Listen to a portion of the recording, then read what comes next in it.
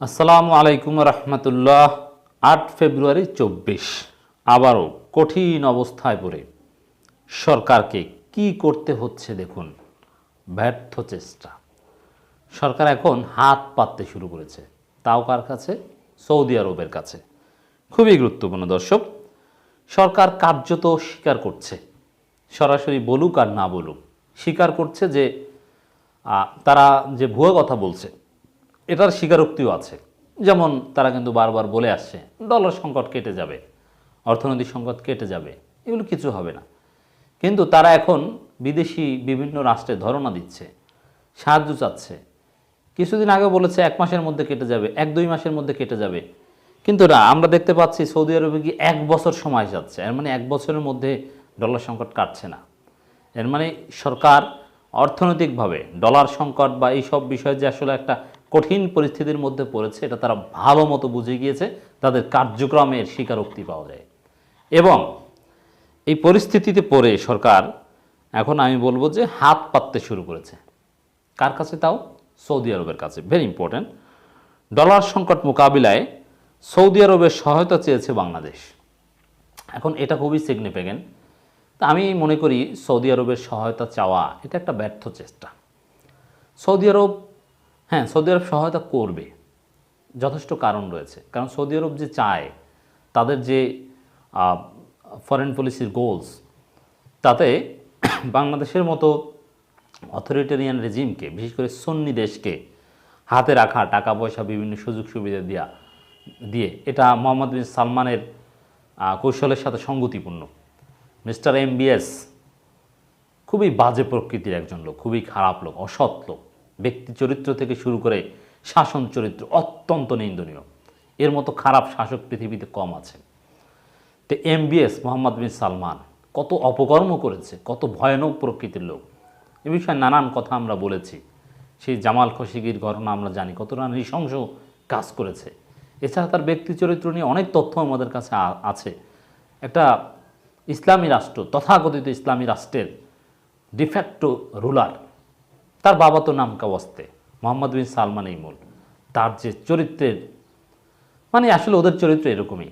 এবং যেভাবে তিনি ক্রাউন প্রিন্স হয়েছেন, তার অন্য প্রতিদ্বন্দ্বীদেরকে সরিয়ে দিয়ে, ভিন্ন মতকে দমন করে, আলেম ওলামাদেরকে গ্রেপ্তার করে, খুবই ভয়ানক প্রকৃতির একজন অসৎ লোক।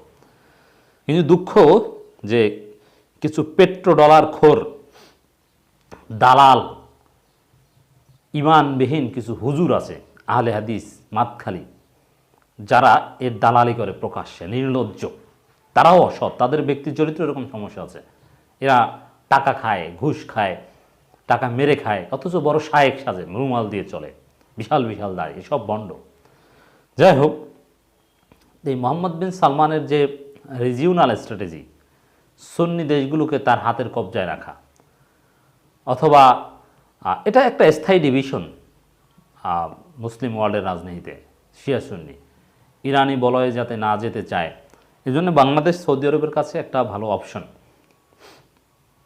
এজন্য বাংলাদেশ সরকারকে বিভিন্ন সুযোগ সুবিধা দিয়ে বাগে রাখার চেষ্টা।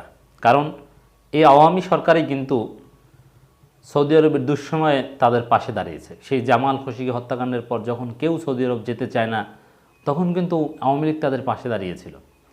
অতএব তার কৃতজ্ঞতার অংশ হিসেবে সৌদি আরব ডলার সংকট মোকাবেলায় শুধু এগিয়ে আসবে। শুধু ডলার সংকট নয়, নানান বিষয়ে সহযোগিতা চাচ্ছে।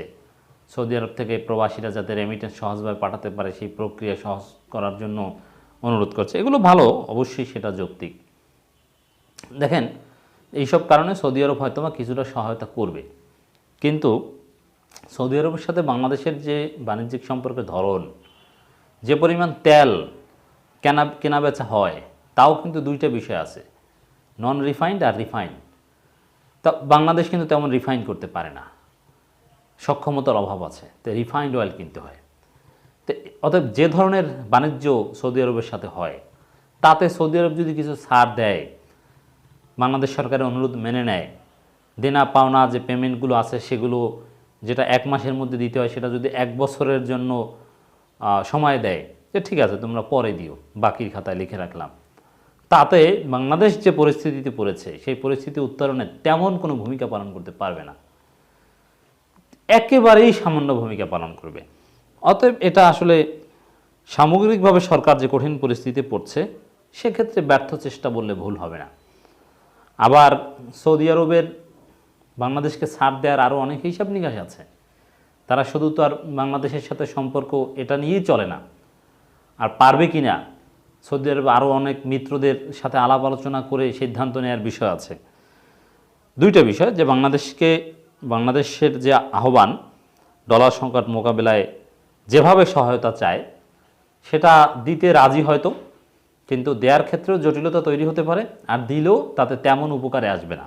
এই জন্য আমি বলছি ব্যর্থ চেষ্টা। দেশের চলমান ডলার সংকট মোকাবিলায় সৌদি আরবের সহায়তা চেয়েছে বাংলাদেশ। সম্প্রতি সৌদি আরব সফরের সময় প্রধানমন্ত্রী বেসরকারি শিল্প ও বিনিয়োগ উপদেষ্টা সালমান এফ রহমান সহায়তা চেয়েছেন বলে তিনি জানিয়েছেন। সৌদি সরকার বিষয়টি বিবেচনা করবে বলেও জানান। বিবেচনা করতে পারে, যথেষ্ট সম্ভাবনা রয়েছে বিবেচনা করার, এটা আমি বিশ্বাস করি, কিন্তু সেই বিবেচনায় তেমন উপকার হবে না, ভেরি লিটল। এরপরে আসেন, সালমান এফ রহমান কিন্তু খুব মজার মানুষ, আওয়ামী লীগ নেতাকাম আহলে হাদিসের উপদেষ্টা। আর আহলে হাদিস মানেই সৌদি আরবের দালাল। অতএব ধর্মীয় স্কুল অফ থট বিক্রি করেও আওয়ামী লীগ সরকার নানানভাবে সুযোগ সুবিধা পাওয়ার চেষ্টা করে। তিনি যদি বলেন যে আমি তো আহলে হাদিস, মাতখালি, আহলে হাদিসের লোকজনের মাধ্যমেও হয়তো বা রিকোয়েস্ট করাতে পারেন, এগুলো সৌদি আরবের ক্ষেত্রে সম্পর্কের ক্ষেত্রে কাজে লাগে। এই কারণেই কিন্তু আহলে হাদিস বা এই ধরনের সংগঠনগুলোকে সরকার পৃষ্ঠপোষকতা দিয়ে নানানভাবে সুযোগ সুবিধা দিয়ে সম্প্রসারিত হওয়ার সুযোগ দিয়েছে। যদিও আওয়ামী লীগের মধ্যে যারা ধর্ম চর্চা করে তাদের একটা বড় অংশ সুন্নি, যেমন ওবায়দুল কাদের, হাসান মাহমুদ, এরা তো সুন্নি টাইপের, এরা মাইজ ভান্ডারেতে যায়, মাইজ ভান্ডারের প্রোগ্রামে যায়। কিন্তু সালমান এফ রহমান আবার আহলে হাদিস, এই জন্যে সালমান এফ রহমানকেই কিন্তু মধ্যপ্রাচ্যের সাথে সম্পর্কের ক্ষেত্রে বেশি ব্যবহার করা হয়। এটাও একটা কারণ রয়েছে। যেহেতু সৌদি আরব একটা ধর্মভিত্তিক রাষ্ট্র, সালমান এফ রহমান বলেন, আমরা সৌদি আরব থেকে আমদানি করা জ্বালানির মূল্য পরিশোধে ৪৫ দিন সময় পাই, কিন্তু ডলার সংকটের কারণে আমরা তাদের বলেছি আমাদেরকে যদি 1 বছর সময় দেওয়া হয় তাহলে ভালো হয়। তারা বলেছে তারা সেটি বিবেচনা করবে। তো 1 বছর সময় দিতে পারে, এটা সুযোগ আছে এবং এটা দেওয়ার কারণও আছে। কৃতজ্ঞতাবোধের জায়গা থেকেও এ ধরনের সুযোগ দিতে পারে সৌদি সরকার। বাংলাদেশে যথেষ্ট সম্ভাবনা রয়েছে। 3 দিনের সৌদি আরব সফর শেষে দেশে ফিরে আমি যখন বিশ্লেষণ করছি তারও 2 দিন আগে, আপনার বৃহস্পতিবার আমার এই আলোচনা শুনছেন, মঙ্গলবার বিকেলে বাংলাদেশে বিনিয়োগ উন্নয়ন কর্তৃপক্ষ ভবনে এক সংবাদ সম্মেলনে প্রধানমন্ত্রীর বেসরকারি শিল্প বিনিয়োগ উপদেষ্টা জনাব সালমান এফ রহমান এসব কথা বলেন। খুবই চালাক এবং দক্ষ লোক। সালমান এফ রহমানের মাধ্যমে সরকার বড় সুবিধা পাচ্ছে। সরকারের কোন সেক্টরের লোক নাই, সব দিক থেকে যোগ্য। আহলে হাদিস, সুন্নি, মাতখালি যা লাগে সব সেক্টরের লোক আছে। পাকিস্তানপন্থী, ভারতপন্থী, চীনপন্থী, রাশিয়াপন্থী, আমেরিকাপন্থী, সৌদি আরবপন্থী, ইরানপন্থী সব আছে। চমৎকার সত্যি। মোটের উপরে 2টা বিষয় প্রমাণ হলো যে সরকার যে আসলে কঠিন অবস্থায় পড়ছে, ডলার সংকট শীঘ্র কাটছে না, তার একটা স্বীকারোক্তি 1 বছর সময় চাওয়ার মধ্য দিয়ে মিলল। আর সৌদি আরব সরকারের আবেদন গ্রহণ করলো, তাতে তেমন কিছু হবে না।